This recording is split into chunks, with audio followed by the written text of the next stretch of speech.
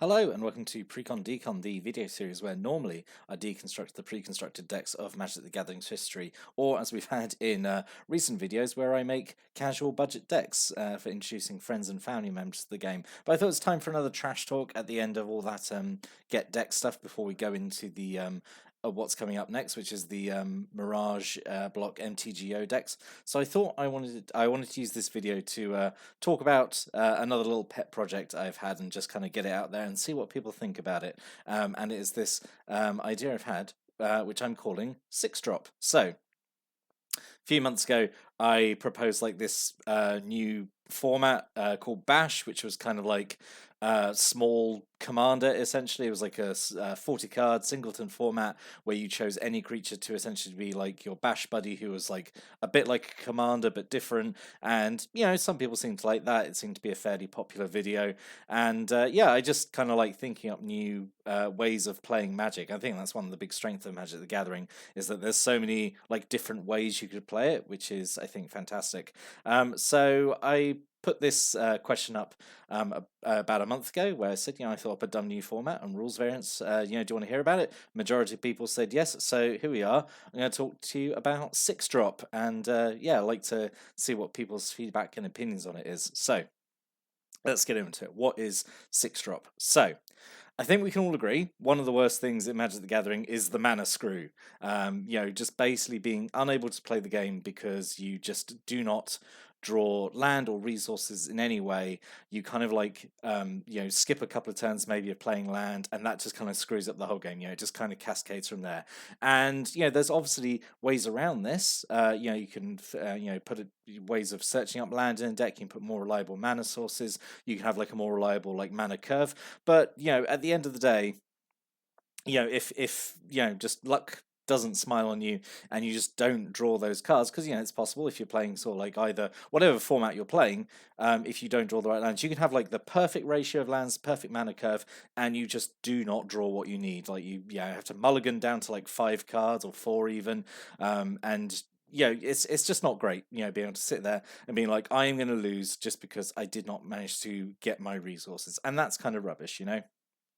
And like plenty of other card games throughout the years have like put their own spin on like a resource system. I'm not saying like resource systems I think are really important to a game, obviously, because otherwise you would just it would be the absolute wild west. Like nothing could really be balanced. So what I've seen in more card games recently is sort of ways of bypassing that kind of like feel bad moment of like not having resources. So like Hearthstone automatically gives you extra mana every turn, like it increases your mana count every turn.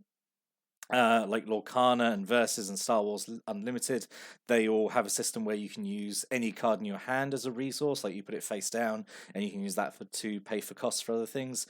Keyforge and Yu-Gi-Oh! These don't have like traditional resource systems, but they do sort of like limit you in how many things you can play a turn. Also, Transformers, which is like my personal favorite, has a way of doing that where you're only limited to a certain number of cards you can play a turn, so you can't just dump out your hand. So all these card games in a way do something to bypass that kind of problem with maybe like dedicated resource cards. But because like generating mana is like so important to be able to play the game, that's why like cards that generate mana are always so important. And that's why you always see like in maybe like commander decks, like a lot of deck space is usually dedicated to mana in some way, and that can be like land ramp spells, it can be fetch lands, it can be mana rocks, it can be mana dorks, it can be rituals, it can be treasure, that kind of stuff. And it's also why spells that have the option to be cast without paying mana are usually super well regarded, because like they bypass that whole problem. Doesn't matter how maybe like weak the card is, the fact if you can play it without having to spend mana on it makes it really strong, as you can see from this kind of like rogues gallery here. Some really strong cards that even might have like really high alternate casting costs, like but just the fact you can do it by bypassing resources entirely makes them really strong. So I kind of wanted to address that issue in Six Drop, and I basically wanted to invent a format where essentially essentially we skip the early turns of the game, where kind of we're just like resource building, and it's kind of a format, I'm guessing, I'd saying that's like it's intended for like a very fast game essentially, and we'll get into how it achieves that. So we're going to talk about the rules 6-drop. So first, let's get over decks and instructions. So, you only have a 30 card deck, and you have a max of 3 copies per card. So, a playset is 3. So, much, much smaller deck. And you might be thinking, oh, 30 cards, that's smaller than a limited deck. We'll get to it. Your starting life is equal to 10 plus 5 per player. So if there are 2 players, you have 20 life. If there's 3 players, you have 25. And I think this is just a nice way of scaling it if you want to play multiplayer. So, if you're playing, so maybe like a standard 4-player pod, 30 life each. And it's just a way of scaling up if you did want to do like an insanely huge, game of like, I don't know, 8 people or something. But yeah, I just think this is a nice way of scaling life depending on number of players. So this is the big one. Your deck cannot contain basic lands. Your deck can contain non-basic lands, as we'll discuss in a minute. But your deck cannot contain basic lands. And I can hear some of you going, "Oh, what does that mean?" But we'll get to it. And whatever format restrictions. So I'm not saying this is a particular format. This is kind of like a bolt-on set of rules. Essentially, it's not like it's a format on its own. It's kind of just like an alternate rule set. So you could, I don't know, do like modern or pioneer or whatever with this kind of like rule set if you wanted to, or just super casual, because it is intended to be obviously super casual. So that's essentially the deck building and start of the game rules. But there's something else. So you begin with 6 basic lands in play, and this can be any combination you want of 6 basic lands. So it can be say like all planes. It can be a split here, like we've got here of like 4 and 2. You can do 3 and 3, that kind of thing. You'd have like 1 of each type out, and sort of like the 6th one be something else. But you start off with 6 basic lands in play. And which is why your deck doesn't contain basic lands, because you're starting out with 6 lands. So hence the title 6-drop. You can play 6 cost cards on your very first turn should you want to. And then we're going to talk about basic lands. So basic lands basically always kind of gets shat on, I think, in my opinion. They're always outdone by like really fancy, splashy non-basic lands. So we're going to give basic lands a bit of a boost in this format. So we're going to say that basic lands in this format are untouchable. And what do I mean by untouchable? Well, it means they cannot be affected by an opponent's spells or abilities. They cannot be targeted, they cannot be destroyed, they cannot be exiled, they cannot be forcibly sacrificed. Basically, if your land would be affected by something your opponent's card does, it doesn't work, right? Notice the asterisk though, because you've probably twigged on something there. We'll come back to it. But yeah, so base lands, they can't be destroyed, because you've got no way of essentially drawing like new ones, and if you don't put non-basic lands in your deck, you might be completely locked out of it. And you could say like that is a risk. This is optional, I guess, if you don't want to keep this rule, but then if you run the risk of everyone plays like land destruction and whatever, and just be like, right, well, we've done that, and now no one can play the game, because, or like first turn you like just do 2 stone rains and like you permanently reduce your opponent down to 4 mana. So this is why this rule is in here. But if you want to do anything to your own lands, like if you want to target your own lands, if you want to sacrifice your own lands, you want to do anything like that, you can do that to yourself if you so wish. It's obviously like a really big risk, because you're not potentially going to draw any more lands. You can obviously get lands back with obviously you have some spells and effects that you get lands back from the graveyard, but you can do what you want to your lands. Opponents cannot affect your lands in any way. The only exception to this is if your land is animated and becomes a creature, because otherwise then you would have an indestructible hexproof creature, and like land animation is a thing obviously on basic lands. So that's what we're going to say. If a basic land is not a creature, it's untouchable. If it becomes animated, well, you've taken that risk, and then it's fair game. So that's the one exception to the rule. Non-basic lands don't have these protections, so you can, as I said, you can play non-basic lands, but they are not untouchable. They are very touchable, so they can be destroyed and targeted by an opponent's effect. Right, and then the first player, you determine first player however method you wish. First player draws an opening hand of 3 cards. Obviously, less cards because we don't need to draw as many because you've kind of got all your land out already. And 3 cards obviously doesn't seem a lot, but like you're starting off with 6 lands in play, so it's a huge, huge boost to going first. So 3 cards, I think, nicely, is a nice compromise, I think. All other players draw 5 cards. Again, this is kind of offset, maybe going first because like that first player's got only got 3 cards, but they have got 6 lands straight away. All the other players got 5 cards and 6 open lands. So there is still a benefit of going after the first player because obviously you can do stuff during their turn. You've still got like 6 land open, and obviously it comes around to your phase, and then you untap, and then you can, depending on what you draw. So there is still like the option you can potentially interact with the first player if they have like a big first turn. Like if they go like, like turn 1, spend all 6 mana, drop like a big haste creature. Other players have got 5 cards in hand, so they can still potentially interact with that. So it's not like first player can immediately overrun. So I'm going to also say each player skips their first draw step to, again, this is mostly to, I suppose, outdo the every player after the first one going, because as I say, they could potentially, depending if they've got like a bunch of instants or permanents with flash in their hand, could essentially get like a double go by spending 6 mana before it comes around their turn, and then it untaps, and then they get to go again. So this doesn't mean that essentially they're gonna draw fresh cards. They've essentially got to go a whole round with only like a 5 card hand. But the big thing is, after that first round, everyone draws 2 cards in their draw step. So you're just drawing a bunch more cards than you normally would. So this is another like another rules query thing. So in your draw step, you are drawing 2 cards. However, for the cards that care about specifically how many cards you draw, like these ones I've stuck here, no matter how many cards you draw in your draw step, it always counts as 1. And I know that's like kind of a weird bodge, but yeah, it's just what it is. Otherwise, like certain cards, I think could potentially get like maybe a little too strong. Then and there, they're automatically triggering rather than you having to put like a bit of work into them like you normally would. So I'm aware this is kind of like an awkward bodge. I was originally toying with the idea of like you draw back up to 5 during your draw step, which was sort of like the main inspiration for having this rule in the first place.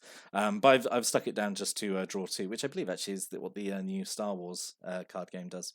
So yeah, as with all things, this format needs like some serious play testing. Like I have no idea how it actually plays. I'm just kind of like throwing out essentially what to me like maybe like feels right, what could be interesting. So another thing in 6 drop, and this I suppose is another thing which gives the format its name, is so you start with 6 lands, but we also have the rule of 6. And what is the rule of 6, you might reasonably ask? Well, the rule of 6 is that a player cannot cast and or activate or trigger an ability of the same card and or other copies of that card by name more than 6 times during a given turn. And what does this mean? Well, classic example, Kiki Jiki, Mirror Breaker, and Intruder Alarm. Now, normally, this goes infinite, because Kiki Jiki makes a copy, a copy of a creature, the creature comes in, triggers Intruder Alarm, Kiki Jiki untaps, does it again, goes infinite. What the rule of 6 means is that basically you can only trigger Intruder Alarm 6 times in a turn, and you can only trigger Kiki Jiki, you can only activate his ability 6 times in a turn. And this is basically to stop kind of combo decks essentially maybe going off on the first time. You've got like a much smaller deck size, you've already got resources out.